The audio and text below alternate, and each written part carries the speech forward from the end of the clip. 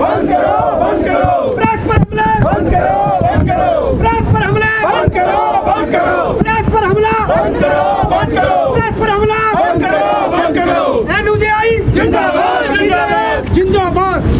Press पर हमले बंद करो, बंद करो, प्रेस पर हमले बंद करो, बंद करो। पहुंचा हूं प्रेस क्लब ऑफ इंडिया के सामने और जिस तरीके से हमारे इस समय चौथा स्तंभ कहे जाने वाली पत्रकारिता को काल के गाल में किस तरीके से वो समा जाता है। कहा जाता है कि एक पत्रकार ही वो कड़ी है जो लोगों की, जनता की आवाज़ को सुनकर अधिकारियों, उन नेताओं और उन प्रशासन तक पहुंचाता है जहां से उसको न्याय या मदद मिल सके। और उसकी जब खुद की मदद करने की बात आती है तो शायद ही कोई उनके साथ खड़ा होता है। और इसी बात को लेकर आज प्रेस क्लब ऑफ इंडिया के सामने जो ये प्रदर्शन किया जा रहा है कि जिस तरीके से पत्रकारों को आज के टाइम पर अपनी पत्रकारिता को करने से भी डर लगने लगा है, उसके लिए अपनी आवाज़ को एकजुट होकर उठा रहे हैं। और ये बनता भी है कि कारण कि जो भी लोग गैंगस्टर या बड़े बड़े क्रिमिनल्स की गोलियों का शिकार हो रहे हैं, उनकी आखिर आवाज़ बनेगा कौन जब हम पूरे देश की आवाज़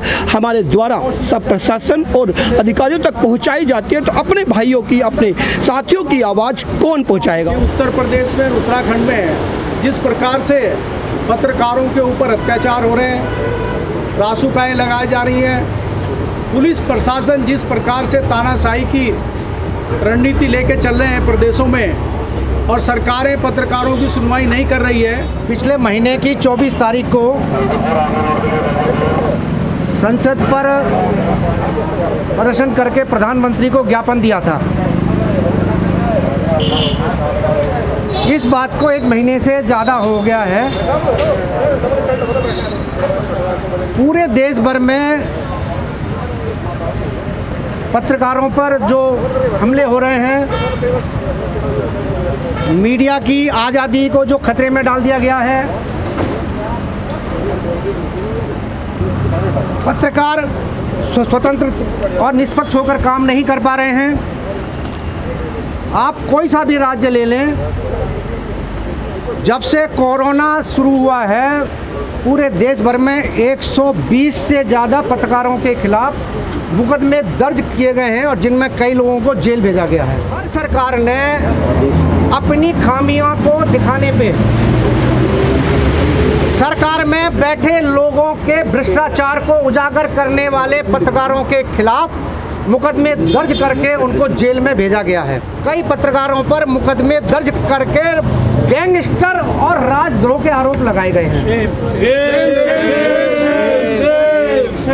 एक पत्रकार ने अपने अखबार में लिखा कि जो खनन पॉलिसी बनाई गई है उसका फ़ायदा किसी मंत्री के बेटा या बेटी को हो रहा है, उस पर भी राजद्रोह लगा दिया गया। रात को 2 बजे पुलिस उठा के लेके जाती है, उसकी पिटाई की जाती है और उस पर गैंगस्टर लगा दिया जाता है। एक चैनल के मालिक हैं उमेश कुमार, उनके खिलाफ भी राजद्रोह का मुकदमा लगाया गया, उन पर कई धाराएं लगाई गई। सुप्रीम कोर्ट ने उनकी गिरफ्तारी पर स्टे लगा दिया। अभी मेरे पास एक जोधपुर से सारा समय के एक पत्रकार का फ़ोन आया। उसका कहना था कि मैंने एक खबर चलाई थी, वो खबर अखबारों में छपी, वो खबर एक मंत्री के बेटे के बारे में थी, उसके घर की कुर्की का आदेश दे दिया गया। बताए 120 से ज़्यादा इस तरह की घटनाएं देश भर में हुई हैं। अगर हम उत्तर प्रदेश की बात करें, उत्तर प्रदेश में पिछले 3 महीने में 3 पत्रकारों को गोली से उड़ा दिया गया। और हैरानी की बात यह है कि तीनों पत्रकारों ने पुलिस में जाके शिकायत की थी कि मेरी जान को खतरा है, इस आदमी से खतरा है, मुझे सुरक्षा चाहिए, लेकिन पुलिस ने सुरक्षा नहीं दी। अभी 2 दिन पहले बलिया में सारा समय के पत्रकार रतन सिंह ने शिकायत की थी कि मुझे इन लोगों से खतरा है। उसका सरेआम घेर कर और उसने एक मकान में बचने की कोशिश की, वहाँ से उसको घसीट कर निकाला, मारा और फिर गोली से उड़ा दिया। पत्रकारों में दहशत फैल गई है, जगह जगह लोग प्रदर्शन कर रहे हैं। बलिया में जो पत्रकार की हत्या हुई रतन सिंह की, उसके खिलाफ आसपास के जिलों में लोगों ने रास्ता रोका, प्रदर्शन किया, लेकिन इसके बावजूद सरकार ने केवल 10 लाख रुपए का अनाउंसमेंट करके छोड़ दिया। यूपी में एक पत्रकार की हत्या की कीमत 10 लाख रुपए है।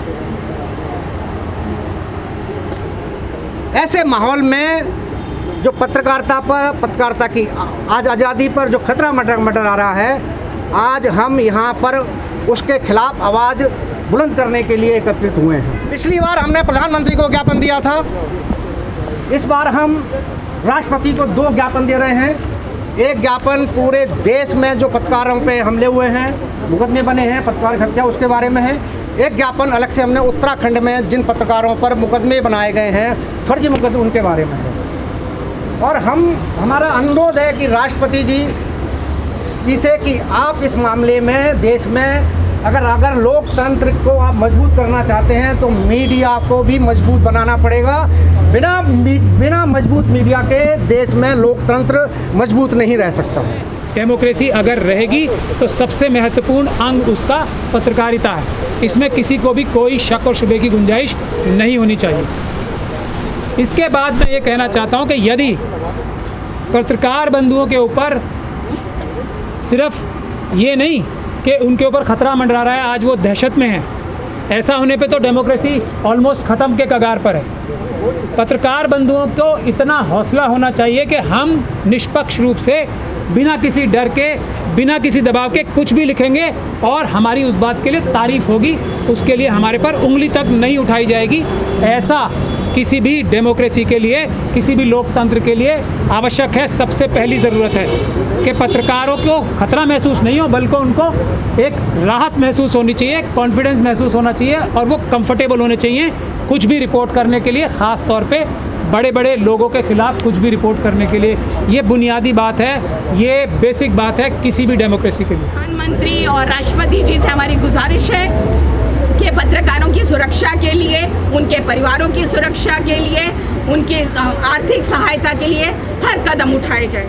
हम पिछले कई साल से पत्रकार सुरक्षा कानून की मांग कर रहे हैं और ये मांग ना तो सरकार सुन रही है, ना उस पर कोई कार्रवाई कर रही है। लगातार जो हत्याएं हो रही हैं, ये गैंग हैं जिनको हम माफिया गैंग भले ही कहें, लेकिन उनके पीछे कहीं ना कहीं राजनीतिक वरदस्त उनको प्राप्त है।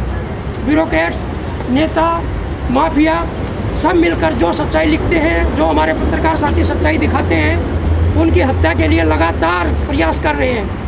कई हमारे साथी मार दिए गए हैं। पत्रकारों के ऊपर जो लगातार हमले हो रहे हैं, उस पर संज्ञान ले सरकार और फास्ट ट्रैक कोर्ट गठित करके दोषियों को जल्द से जल्द सजा दी जाए।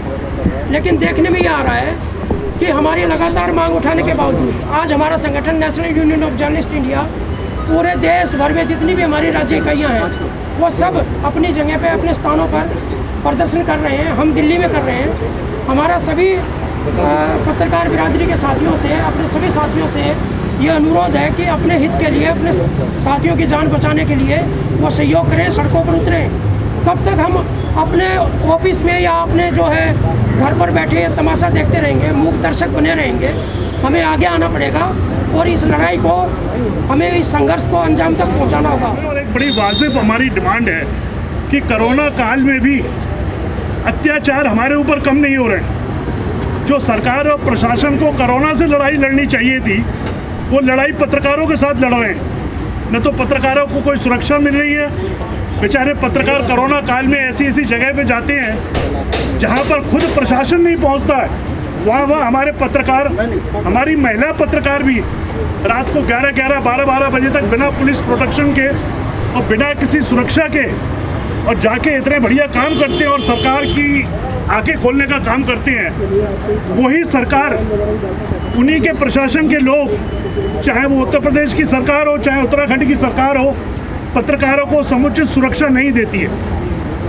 आप एक माफिया को तो सुरक्षा दे सकते हैं, लेकिन पत्रकार को सुरक्षा नहीं देते।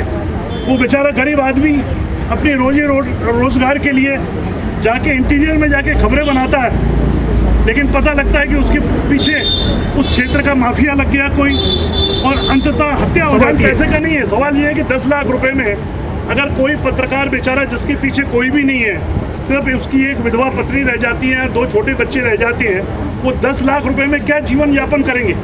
क्योंकि उनका एक जो रोजी रोटी का सहारा चला जाता है, तो हम आपसे मांग करेंगे और पिटीशन में भी आप लाइए सुप्रीम कोर्ट में। और बहुत अच्छी बात है कि दिल्ली में तो केजरीवाल सरकार कोई भी कर्मचारी की मृत्यु इन्हीं कारणों से हो जाती है तो 1 करोड़ रुपए देती है। तो पत्रकारों के लिए भी निश्चित हो कि जिस पत्रकार की हत्या होगी या जिस पत्रकार के परिवार में कोई कमाने वाला नहीं है, कम से कम 1 करोड़ रुपए मुआवजा मिले। आजकल 1 करोड़ की भी वैल्यू नहीं है, लेकिन कम से कम 1 करोड़ मुआवजा मिले। और अगर उसके पास मकान नहीं है तो एक छोटा मकान भी सरकार दे। पत्रकार होता है, चाहे वो छोटा पत्रकार हो या बड़े पेपर का पत्रकार हो। बड़े पेपर के पत्रकारों को आजकल क्या कर रहे हैं आप जानते हैं, उनको सुरक्षा मिलती है। क्यों सुरक्षा मिलती है? क्योंकि आप इस तरह की बातें करते हैं। हम तो कोई बातें नहीं कर रहे, हमें कोई सुरक्षा नहीं चाहिए। आप इस तरह की बात करते हैं, आपको सुरक्षा चाहिए। हमको इतनी सुरक्षा भी नहीं है कि अगर हम सही बात जनता के सामने रखने का काम करें तो हमें कोई सुरक्षा मिले, सरकार की तरफ से कोई गारंटी हो।